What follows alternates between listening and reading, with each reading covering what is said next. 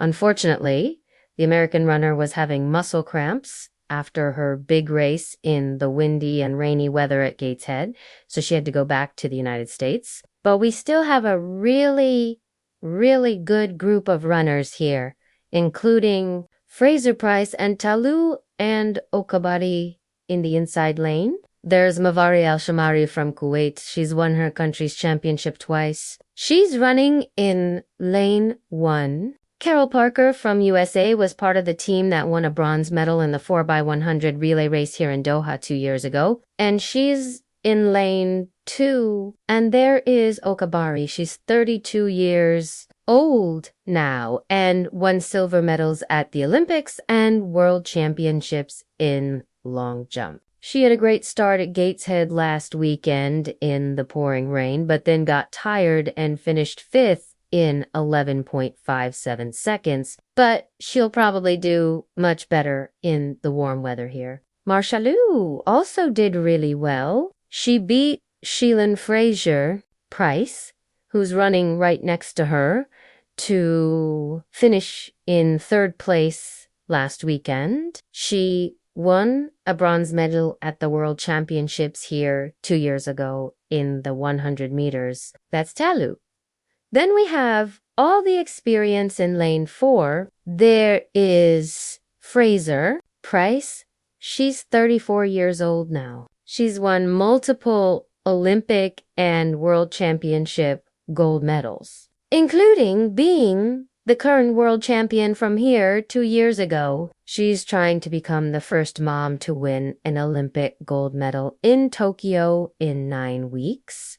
She's in lane 5. Javian.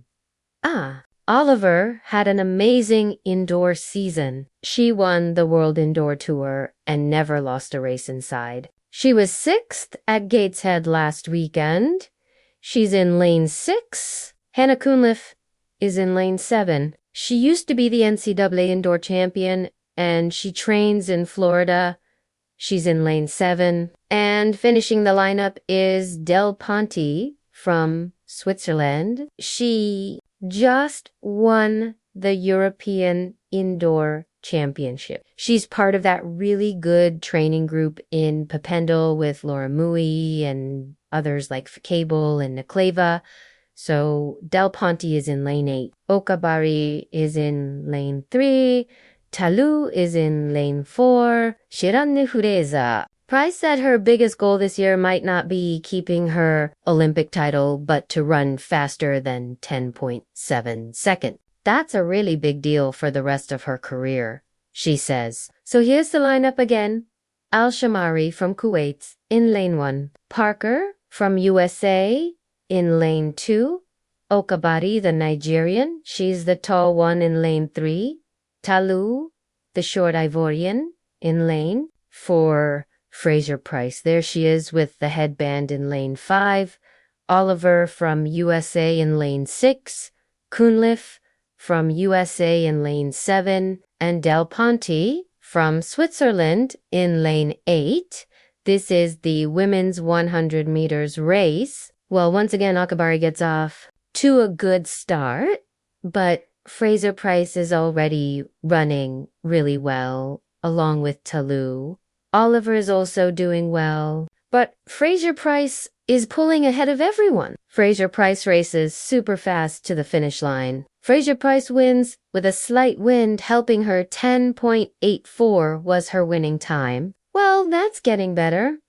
And of course, this was a totally different race. The weather was completely different. And after struggling to run 11.57 last weekend in the driving rain in northeast England, well, you could say things went back to normal here. This was Fraser-Pryce's best time this season. 9 weeks to go until the Olympic Games in Tokyo. And I'm sure she'll say small steps, baby steps, stepping stones, just preparing.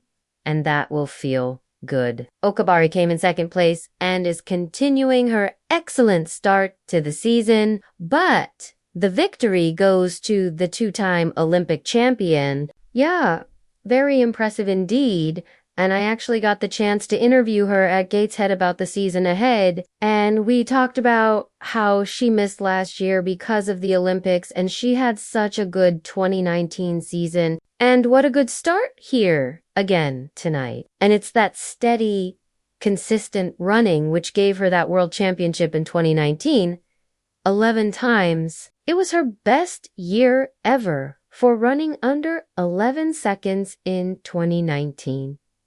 11 times she ran faster than 11 seconds. And here we are early. As you said, Chris, still pretty early in the season. Gateshead wasn't the right place to do it, but an amazing run here from Shelly-Ann Fraser-Pryce, minus 34 years old, a mom, all of that stuff going on, but she's still going to be right up there competing with the best. Let no one have any doubt about that. As good as Dina Asher-Smith was, as good as Sha'Carri Richardson is looking, there's Shelly-Ann Fraser-Pryce. And of course, let's not forget Elaine Thompson-Okabari is in the mix too. But if she keeps running like this, starting like this, being consistent, she can really surprise people. She's talked about running faster than 10.7 seconds. And who knows? That's what it might take when they get to Tokyo, because they're all running really fast. I'm sure they are. At the Doha Diamond League, Shelly-Ann Fraser-Pryce proved again that she's one of the fastest and most dependable sprinters in the world by running a quick 10.84 seconds in the women's 100 meters. This happened just 9 weeks before the Tokyo Olympics, and this performance sent a strong message about how good she's feeling and how ready she is to try to win the gold medal. Many fans were excited to see Fraser-Pryce race against Richardson again after they raced each other at Gateshead, but Richardson had to drop out because her muscles were cramping up, which left Fraser-Pryce as the main star in a group that still had really good runners like Marie-Jose Tolu and Blessing. Okay, Barry. Even without Richardson, the race was still really exciting and important because several world-class sprinters were using this event as a key warm-up for the Olympics. Fraser-Pryce shot out of the starting blocks with her famous explosive start, taking control of the race right from the beginning. Even though Tolu and Gavi and Oliver tried to catch up, the Jamaican veterans stayed ahead with perfect running form and technique. She crossed the finish line in 10.84 seconds, helped by a light wind pushing her forward. And this was a huge improvement from her 11.57 second time in the rainy, cold weather at Gateshead the week before. The warmer Doha weather worked perfectly for her, letting her run smoothly and efficiently. This win in Doha was about more than just coming in first place. It showed Fraser-Pryce's amazing ability to always run well. Her 2019 season had already set a really high standard with 11 races under 11 seconds and a world title to finish it off. Now 34 and a mother, Fraser-Pryce kept proving people wrong and stayed among the sport's best runners. She wasn't just thinking about Olympic success. She was also trying to reach the hard-to-get time under 10.70 seconds, a time she believed would make her legacy even stronger in the final years of her career. While Fraser-Pryce got most of the attention, Blessing Okabari also impressed everyone with a strong second-place finish. Her explosive start and continued strong running showed great potential for the rest of the season, with stars like Elaine Thompson-Herah and Shericka Jackson also getting ready for Tokyo. Excitement about the women's 100-meter showdown at the Olympics only got bigger for people who love track and field. Fraser-Pryce's Doha run was another proof of her incredible talent and ability to keep going strong. Already thought of as one of the all-time greatest women sprinters, she made her legacy even better with this performance. Her return to top form after having a baby proved that neither getting older nor being a mother could slow her down. As the 2025 season continues, fans stay fascinated, eager to see how Fraser-Pryce keeps writing her story. Each race is another chapter in an amazing career. Even as new talented runners show up and the competition gets tougher, Shelly-Ann Fraser-Pryce's presence on the track stays a symbol of excellence, bouncing back from challenges and lasting a long time. Her ability to consistently run world-class